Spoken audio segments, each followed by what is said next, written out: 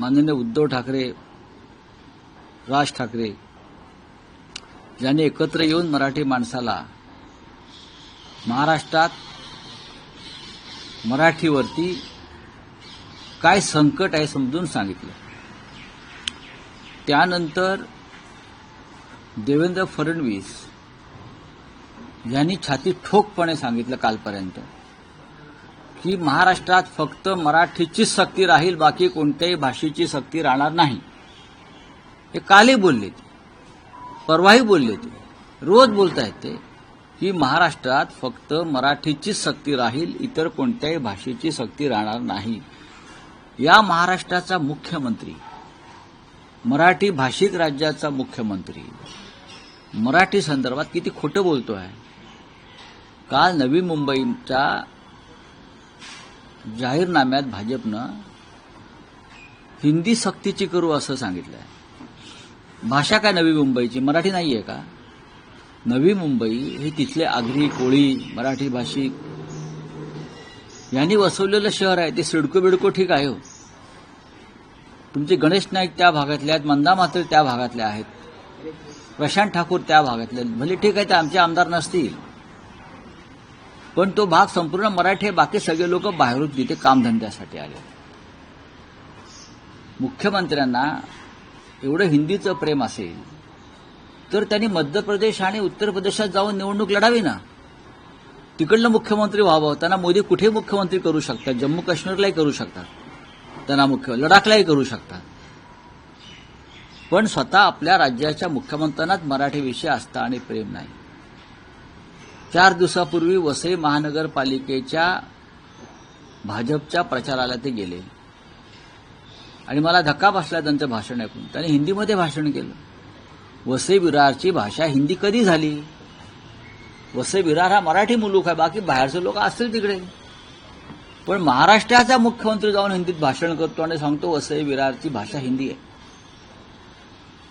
प्रत्येक ठिकाणी त्यांचं हे हिंदी अप्रत्यक्षपणे लादण्याचा प्रयत्न सुरू आहे। वसई विरारची भाषा चिमाजी आप्पाचं वसई विरार आहे हो, निदान त्या पेशव्यांचा तरी मान राखायचा फडणवीसांनी। चिमाजी आप्पाचा प्रभाव असलेलं ते वसई विरार आहे, चिमाजी आप्पाचं। तिथे तुम्ही हिंदीत भाषणं करता, जाऊन नवी मुंबई हिंदी सक्ती करता। अशा पद्धतीनंच मुंबई महाराष्ट्राच्या बाहेर काढण्याचं यांचं कारस्थान ते यशस्वी करतात।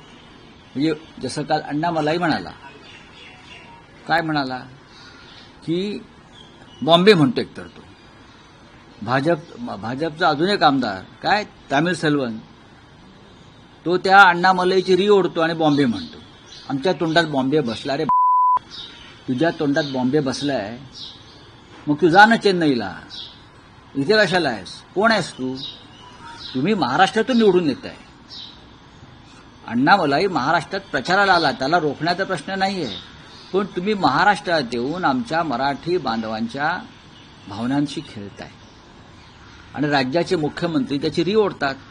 भाजपच्या आमदार तामिळ सेल्वन त्याची री ओढतात, हे चुकीचं आहे। निषेध केला का एका तरी भाजपच्या माणसानं? नाही। कोण आहे हा अण्णामलाई? त्याला त्याच्या चेन्नईमध्ये कोणी विचारत नाही, त्याला त्याच्या तामिळनाडूमध्ये कोणी विचारत नाही, आणि इथे येऊन तो मराठी माणसाला आव्हान देतो, मी तुम्हाला घाबरत नाही? तू आम्हाला घाबर असा मी बोललो नाही। ही मुंबई महाराष्ट्राची आहे। हे चेन्नई जर आम्ही सांगितलं की चेन्नई तामिळनाडूचं नाही, तिकडे जाऊन बोल ना तू, हे चेन्नई आंतरराष्ट्रीय शहर आहे, हे तामिळनाडूचं नाही, किंवा कलकत्ता पश्चिम बंगालचं नाही, असं बोलण्याची हिंमत आहे का या लोकांची? पण महाराष्ट्राचे राज्यकर्ते शंड आहेत। आय रिपीट, कापायचं नाही। आणि मराठीच्या बाबतीमध्ये त्यांना अजिबात आस्था नाही, अजिबात आस्था नाही। हजारो बोगस नावं परप्रांतीयांची घुसवून त्यांना निवडणुका जिंकायच्या आहेत तिथे, आणि त्यांना भुलवायला हे सगळे मग तामिळ सेल्वन वगैरे वगैरे आलेले आहेत। नाही, कोण तो अण्णामलाई? मला आश्चर्य वाटतं भाजपा आमदार तामिळ सेल्वन यांचं, ते कसे काय अण्णामलाईची बाजू घेऊ शकतात मुंबईच्या प्रश्नावर? नाही ना, तुम्हाला इकडे मराठी माणसांनी मतदान केलंय ना, काही प्रमाणात महाराष्ट्रातल्या नागरिकांनी मतदान केलंय तुम्हाला, तुम्हाला मुंबई म्हणावंच लागेल। बॉम्बे बॉम्बे काय चाललंय तुमचं? राऊसाहेब, कालच्या सभेत दाक्षिणात्य पद्धतीचीच लुंगी नेसून रवींद्र चव्हाण कालच्या सभेत दिसलेले आहेत. नाही, ते आधी स्वतःला शिवसैनिक समजत होते. पूर्वी इथे भांडुपलाच होते ते. आणि आता ते बहुतेक त्यांना सुद्धा पुढल्या वेळेला तामिळनाडूत निवडणूक लढायची आहे किंवा केरळला लढायची असा त्याची, कारण महाराष्ट्रात यापुढे जिंकणार नाहीत मराठीच्या मुद्द्यावर. त्याच्यामुळे त्यांनी जर प्रदर्शन केलेलं आहे, हा अण्णामलाई इफेक्ट आहे भाजपचा, रसमलाई इफेक्ट राजसाहेबांच्या भाषेमध्ये. तुम्हाला जीवाला काय टोचत नाही का की काय चाललंय महाराष्ट्रात, मराठी माणसाच्या भावना काय आहेत, की तुम्ही मराठी माणसाला गृहीत धरताय? हाच प्रकार आहे ना. एक दिवसाआधी एक लुंग्या सुंग्या मुंबईत येतो तामिळनाडूतून आणि मराठी माणसावर हल्ला करून जातो, परत तो आव्हान देतो आणि तुम्ही त्यानं दिलेली लुंगी घालून फिरताय. काल मुंबईच्या सभेत होते, मग नवी मुंबईत गेले. कठीण आहे या लोकांचं, यांचं मानसिक संतुलन बिघडलंय, हे वेडे झाले आहेत लोक, यांचा पराभव होणं गरजेचं आहे. रावसाहेब, काल शिवाजी पार्कमध्ये महायुतीची सभा झाली. त्यात राज ठाकरे आणि उद्धव ठाकरे यांनी भूतकाळात एकमेकांवर केलेले हो, केली टीका, जहरीने अतिजहरी टीका केली. पुढे बोला. व्हिडिओ दाखवले, अतिजहरी राज ठाकरेंवर टीकेचे हो केली ना, केली सभेत दाखवण्यात हो. पण मराठी माणसासाठी आम्ही एकदा एकत्र आल्यावरती मागची सर्व किलमिश आणि जलमट दूर झाली. भाजपमधल्या मराठी माणसाने आमच्यात यावं ना. हा लढा मराठी माणसाचा आहे. उद्धव साहेब, राजसाहेब एकत्र आले, आम्ही सगळे एकत्र आलो. आमच्या मनातली काय जळमट किलमिश आम्ही दूर केली. ठीक आहे, राजकारणामध्ये असे आरोप प्रत्यारोप टीका होत असते. दीर्घद्वेष ठेवायचा नसतो राजकारणामध्ये, समाजकारणामध्ये. उद्धवजी आणि राजजींनी सर्वच पक्षातल्या मराठी माणसांना आवाहन केलेलं आहे. भाजपमध्ये सुद्धा मराठी माणसं आहेत. त्यांच्यातल्या जर मराठी भावना, मराठी अस्मिता जिवंत असतील तर ते अण्णामलाई छाप राजकारणात गुंतून पडणार नाहीत आणि ते मराठी माणसाच्या मागे ठामपणे उभे राहतील. काल आदित्य ठाकरे म्हणजे काय आदित्य ठाकरेंनी मिमिक्री केल्यानंतर देवेंद्र फडणवीसांनी उत्तर दिलं. त्यांचं म्हणणं त्यांनी मिमिक्री करावी. नाही, त्यांचं म्हणणं आहे की तुमच्या काकासारखी काकाच्या पक्षाची मिमिक्री स्थिती झाली ती तुमची होईल. काकाची काका म्हणजे राज ठाकरे, बरोबर आहे ना. काका म्हणजे राज ठाकरे. राज ठाकरे हे महाराष्ट्र नवनिर्माण सेनेचे अध्यक्ष आहेत. त्या काकाकडे आपण अनेकदा चहा प्यायला गेलेला आहात, राजकारण करायला गेलेला आहात आमच्या विरुद्धच. त्या काकाचा इतका तिरस्कार तुम्हाला का वाटू लागला की तुमच्यावरती वेळ आली काका मला वाचवा म्हणण्याची? मिमिक्री पेक्षाही ती एक कला आहे. ती सगळ्यांना जमते असं नाही, कोणाला जमणार नाही. भारतीय जनता पक्ष हा कलेचा द्वेष्टा आहे. राजकीय सभांमधून अशा प्रकारच्या नकला सातत्याने केल्या जातात. बाळासाहेबही करायचे. ज्याला जमतं ते करतो. आम्ही कलाकार लोक आहोत, ठाकरे कलावंत आहेत, त्यांना जमतं, राजसाहेबांना जमतं, आदित्यला जमतं, उद्धवजींना जमतं. तुम्ही एखादं फिल्मी स्कूलला ट्रेनिंग लावा स्वतःचं, व्हॉइस कल्चर वगैरे ज्या गोष्टी आहेत सगळ्या त्या करा आणि तुम्ही शिका. आम्ही तुम्ही केलेली मिमिक्री आम्ही एक कला म्हणून त्याचा आनंद घेऊ. आदित्य ठाकरेंसमोर शीतल गंभीरला आम्ही चर्चा करायला पाठवतो असं ते म्हणतात. राज्याच्या मुख्यमंत्र्यांना अशी वक्तव्य शोभत नाहीत. त्यांनी आपल्या मुख्यमंत्री पदाची प्रतिष्ठा ठेवावी. ते महाराष्ट्राचे मुख्यमंत्री आहेत, लक्षात घ्या. ते वेणुधुलाचे मुख्यमंत्री नाही आहेत किंवा वेणुधुलाचे. ते छत्रपती शिवाजी महाराजांनी स्थापन केलेल्या शाहू फुले आंबेडकरांचं वैचारिक वारसा असलेल्या महाराष्ट्राचे मुख्यमंत्री आहेत. हे देवेंद्र भाऊंनी विसरू नये, लक्षात घ्या. कोणावर टीका करता आणि कोणाची काय? आदित्य ठाकरे हे अनेक वर्षापासून राजकारणामध्ये आहेत. त्यांना राजकारणाचा वारसा प्रबोधनकार ठाकरे, बाळासाहेब ठाकरेंपासूनचा आहे. ते या राज्याचे कॅबिनेट मंत्री होते आणि ते आमदार आहेत. आणि तुम्ही अशा प्रकारे जर त्यांनी मांडलेल्या मुद्द्यांना उत्तर द्या ना. त्यांनी तुम्हाला चर्चेचं आव्हान दिलेलं आहे ना, ते आव्हान तुम्ही स्वीकारलं पाहिजे. तुम्ही ते आव्हान न स्वीकारता ह्याच्याशी बोला, त्याच्याशी बोला, त्याच्याशी बोला, हीच मिमिक्री आहे आणि मॉकरी आहे. राऊत साहेब, राऊत साहेब, विल्सन जिमखान्याचं नामकरण आता जैन जिमखाना असं करण्यात आलेलं आहे. हो मग नाही, मग? जैन संघटनेला तो विल्सन जिमखाना देऊन टाकला. गिरगावकरांनी आंदोलन केलं होतं मराठी माणसांनी. तो वाद सुरू आहे. गिरगावकर मराठी माणसाला आंदोलन करून तो जिमखाना आमच्याकडे द्या, आम्ही घेतो, तुमची किंमत भरतो, पण एक जिमखाना मराठी माणसाचा हातात तो राहू द्या, यासाठी गिरगावकरांनी संघर्ष अजूनही संपलेला नाही.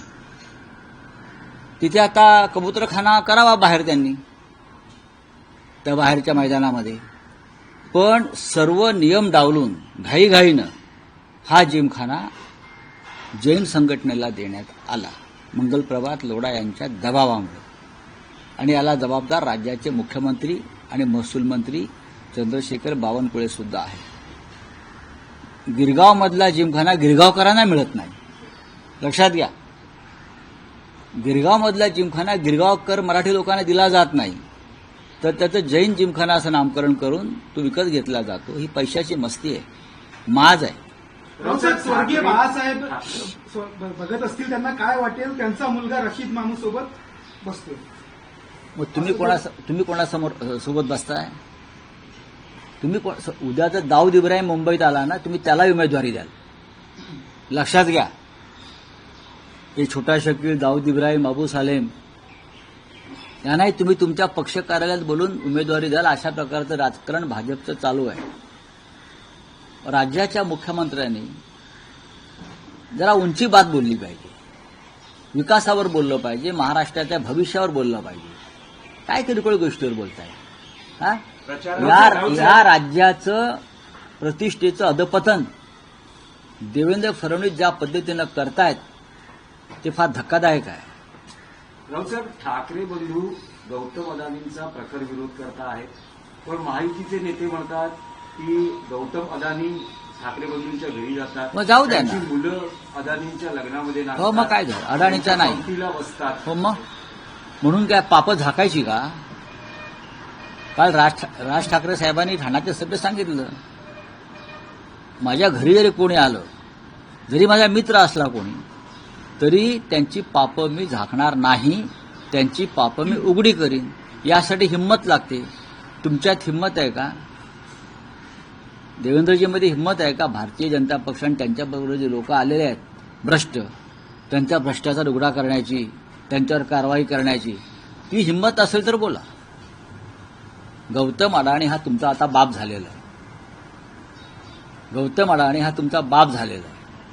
आता त्या बापासमोर तुम्ही थरथरताय. मुंबईचं विमानतळ, मी कालही सांगितलं, मुंबईमध्ये यापुढे विमानतळ नाहीये. आंतरराष्ट्रीय शहर आहे ना, म्हणताय ना तुम्ही, या राज्याची राजधानी आहे ना. इतक्या मोठ्या राजधानीमध्ये यापुढे विमानतळ नसेल. ते पालघरला हलवणार काही काम आणि बरंचसं नवी मुंबईत जाणार. आणि मुंबईचा जो भूखंड आहे विमानतळाचा, हा अडाणीला देणार. हे रशीद मामूपेक्षा भयंकर आहे, मुख्यमंत्री मामू. फडणवीसांनी जी माहिती उघड केली आहे, त्यांचं असं म्हणणं आहे की उद्धव ठाकरे मुख्यमंत्री असतानाच गौतम अदानींना धारावी पुनर्विकासाचं खोटं बोलतात. काम मंजूर झालं. हो, काम मंजूर झाला. ही प्रक्रिया बघा, हे उद्धव ठाकरेंच्या मंत्रिमंडळात ते खोटं बोलतायत. पुनर्वसनाचं काम हे कायदेशीररित्या जरी त्यांच्या कंपनीला मिळालं असलं, तरी ज्या पद्धतीचा सवलतींचा वर्षाव हे सरकार त्यांच्यावर करत आहे धारावीच्या निमित्तानं, म्हणजे मदर्स डेअरी देत आहेत, मिठागरं देत आहेत, टोल नाके देत आहेत, ससून डॉग देत आहेत धारावीच्या बदल्यात, हे उद्धव ठाकरेंच्या योजनेमध्ये नव्हतं. सांगावं मुख्यमंत्र्यांनी, खोटं किती बोलताय? महाराष्ट्र हा सत्यशोधक समाजाचा एक वैचारिक वारसा सांभाळणारं राज्य आहे, पण हे असत्याचे महामेरू झालेले आहेत या राज्याचे मुख्यमंत्री. चला, धन्यवाद. गर्दी नव्हती काल सभेला असा दावा केला जातोय विरोधकांनी. नाही, भारतीय जनता पक्षाचे लोक किंवा शिंदेचे लोक म्हणतात की 1 कोटी लोक होते.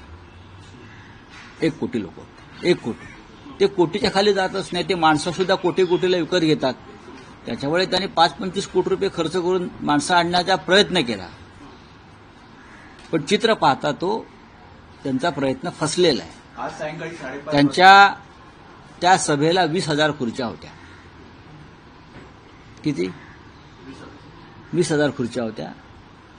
3,000 खुर्च्या भरलेल्या नव्हत्या. 20,000 खुर्च्या होत्या की नव्हत्या तुम्ही ज्यांनी त्या खुर्च्या लावल्या त्यांना जाऊन विचारा किती खुर्च्या होत्या. आणि 3,000 खुर्च्याही भरलेल्या नव्हत्या. हे जे समोर VIP कक्ष ठेवला होता काही मान्यवरांसाठी, त्यात शेवटी ठेकेदारांकडे काम करणारे अमराठी लोक आणून बसवले VIP म्हणून. होय की नाही विचार आयोजकांना. पण कालच्या सभेतून मराठी महापौर होणार असं उपमुख्यमंत्री त्यांना बोलावं लागलं. हा आमचा दबाव आहे. हा ठाकरे बंधूंनी निर्माण केलेला दबाव आहे. मराठीचे आता हिंदू बिंदू त्यांचं मागे पडलंय सगळं. हा आता मराठी महापौर त्यांना करावा लागेल हे त्यांनी सांगितलं. हा दबाव आहे आणि नाईलाज आहे. पण त्यांच्यावर विश्वास ठेवू नका. हे फसवे लोक आहेत. हे चकवे आहेत. हा आज सायंकाळी 5:30 वाजता प्रचार संपतोय. 2-3 ज्या संयुक्त सभा घेतल्या त्या गेम चेंजर ठरतील असं तुम्हाला नक्कीच वाटतं का? नक्कीच. काल तुम्ही ठाण्याची सभा पाहायला पाहिजे होती. मुंबईची सभा, नाशिकची सभा, मोजक्या सभा घेतल्या. 1760 सभा आम्ही घेतल्या नाहीत आणि सगळ्या सभा यशस्वी झाल्या. त्या भागामध्ये उत्तम वातावरण निर्मिती झाली आणि ठाकरे बंधूंना जो संदेश द्यायचा आहे तो घराघरापर्यंत पोहोचलाय. तुम्हाला माहिती आहे का, मुंबई ठाण्यातल्या घराघरांवरती काही स्टिकर्स लोकांनी लावलेले आहेत आणि त्यांनी विरोधी उमेदवारांना सांगितलं आहे इथे येण्याचे कष्ट घेऊ नका. आमच्या घरातली आणि आमच्या सोसायटीतली सर्व मतं आम्ही ठाकरे बंधूंना देणार आहोत. अशा प्रकारचे स्टिकर्स घराघरावर लागले, सोसायटीवर लागले. पहा तुम्ही. महायुतीच्या उमेदवार हेमांगी वरळीकर यांच्या नाही, पतींना मला माहिती. पैसे देताना पकडलेलं आहे. नाही, बघा हा स्थानिक विषय. हा आज सायंकाळी प्रचार संपतो आहे. साधारण 48 तासाचा ब्रिदिंग पिरियड आहे. परवा सकाळपासून मतदान होतं. बोगस मतदार, दुबार मतदार यांना रोखण्यासाठी काही स्ट्रॅटेजी शिवसेनेची काही आहे का? कारण ठाकरे बंधूंनी म्हटलंय की बोगस मतदार दिसला तर त्याला फटकावा असे आदेश. फटकवण्याची सुरुवात झालेली आहे. नंबर 1, आम्ही बोगस किंवा दुबार मतदारांना फटकवू. आणि जे पैसे वाटतायत तर भाजपच्या लोकांना शिंदेचे लोक ठोकतायत आणि शिंदेच्या लोकांना भाजपचे लोक ठोकतायत. आम्ही त्यांना सुपारी दिली आहे. बघा ना, ज्या येत आहेत शिंदेचे लोक पैसे वाटतात तिथे भाजपचे लोक गॅंग घेऊन जाऊन त्यांना ठोकतायत आणि जिथे भाजपचे लोक पैसे वाटतायत तिथे शिंदेचे लोक जाऊन ठोकतायत. म्हणजे ते आम्ही आउटसोर्सिंग केलेलं आहे. आणि हे दुबार मतदार आहेत त्यांना ठोकण्याचा कार्यक्रम सकाळी 7 वाजल्यापासून सुरू होईल. असं म्हटलं जाते की एक संकल्पना पुढे आली आहे, भगवा ब्रिगेड. साधारण 2,000 शिवसैनिक मनसैनिक सज्ज आहेत. आम्ही एक आमचं पथक तयार केलेलं आहे. आम्ही दोन्ही पक्षांनी एकत्र येऊन अशा प्रकारे आमचं एक भरारी पथक तयार केलेलं आहे. दुबारा मतदार दिसला की त्या पथकाला कळवायचं, विभागवाईज, आणि मग ते येऊन त्याचा करेक्ट कार्यक्रम करणार. त्यामुळे कायदा सुव्यवस्थेचा प्रश्न अरे कसला कायदा आणि सुव्यवस्था? दुबारा बोगस मतदान हा काय कायदा सुव्यवस्थेत बसतं का? भारतीय जनता पक्ष शिंदेच्या लोकांनी बोगस मतदार जे आणले आहेत ते कोणत्या कायद्यामध्ये बसतं सांगा ना. जे कायद्यात बसत नाही त्याला ठोकणं हे कायदेशीर आहे. हे मी निवडणूक आयोगाला सांगू इच्छितो, पोलीस प्रमुखांना सांगू इच्छितो आणि राज्याच्या मुख्यमंत्र्यांना सांगू इच्छितो. अजिबात हा प्रयत्न करू नका. हा प्रयत्न जे करतील बरं का त्यांची रस्त्यावरून धिंड काढली जाईल. सर, सीएम देवेंद्र फडणवीस ने ये ठाकरे ब्रदर्स के लिए स्टेटमेंट दिया है कि अगर मराठी मानुस का अस्तित्व खतरे में था तो 30 साल से ये दोनों भाई क्या कर रहे थे? 20 साल से 20 साल से नहीं, शिवसेना की स्थापना होकर 60 साल हो गए और 60 साल से ये मुद्दा पूरे महाराष्ट्र में चल रहा है. ठाकरे ब्रदर्स की बात नहीं है. देवेंद्र फडणवीस हिंदू हृदय सम्राट बालासाहब ठाकरे को चैलेंज दे रहे हैं. जिस बालासाहब ठाकरे ने आपके पार्टी को बढ़ावा दिया इस राज्य में, नहीं तो आपको कौन पूछता था? आपके पास पोस्टर लगाने को 2 लोग नहीं थे मुंबई महाराष्ट्र में. तो आप बालासाहब ठाकरे को चैलेंज कर रहे हैं. मराठी मानुष का जो खतरा है वो सबसे बड़ा खतरा भारतीय जनता पार्टी से है. इसलिए हमारी भारतीय जनता पार्टी के साथ सीधी लड़ाई है. तो सर, आपने अभी उस सुपारी देने की बात कही, जिस तरह से पैसे बांटे जा रहे हैं उससे लेकर क्या करें? बोगस मतदान जिसं होगा देखिए 2 बातें यहां हो रही है। ये विधानसभा में हो गई, फिर नगर पालिका चुनाव में हो गई, अब महानगर पालिका। बोगस वोटर्स को हम ठोक देंगे। हमारा सब जगह पर हमारा जो कथक है शिवसेना और महाराष्ट्र नवनिर्माण सेना के लोगों का 5000 लोग हमने तैयार किए हैं। जहां भी बोगस वोटर आएगा, डुप्लीकेट वोटर आएगा, तो हमको खबर करनी है। वो सब हमने दे दिया है जगह जगह पे, तो हमारे लोग आएंगे। क्या है बोगस वोटिंग करना? लॉ एंड ऑर्डर में आता है क्या? हमारे लोग उनको जहां है वहां उनकी धुलाई करेंगे। दूसरी बात, पैसा बांट रहे हैं, लेकिन वो हम जिम्मेदारी उन लोगों को सौंप दी। क्या है, जहां शिंदे के लोग पैसा बांट रहे हैं वहां बीजेपी के लोग उनको मार रहे हैं, और जहां बीजेपी के लोग पैसा बांट रहे हैं वहां शिंदे के लोग जाकर उनको मार रहे हैं। तो हमने आउटसोर्सिंग किया है। आप दोनों एक साथ एक दूसरे को ठोक दो, लेकिन बोगस वोटर्स की बात है तो हम आपको ठोक देंगे। ठीक है, thank you very sir much. CM sir एक लास्ट सर क्या है? सीएम देवेंद्र फडणवीस ने ये भी बयान दिया है कि ठाकरे ब्रदर्स का अस्तित्व एक्चुअली खतरे में मराठी माणूस का है। क्या भैया देवेंद्र भाऊ, अब वो जीता मत करो कौन कैसे खतरे में आयो। ठाकरे फैमिली सक्षम है। अगर उनके ऊपर कोई खतरा है, वो खतरे से लड़ने के लिए हम खतरों के खिलाड़ी हैं। आप जैसे डरपोक लोग नहीं है, हमारे गुंडों की पार्टी नहीं है, हमारी बोगस लोगों की पार्टी नहीं है। हमको चुनाव जीतने के लिए बोगस वोटर लिस्ट नहीं बनानी पड़ती है, हमको पैसा नहीं बांटना पड़ता आप जैसे, हमको पुलिस यंत्रणा का दुरुपयोग हम नहीं करते कभी। तो आपकी है, तो आप हमारी चिंता ही मत करो, आप आपकी चिंता करो। महानगर पालिका चुनाव के बाद महाराष्ट्र में क्या फेरबदल होने जा रहा है उस बारे में चिंता करो।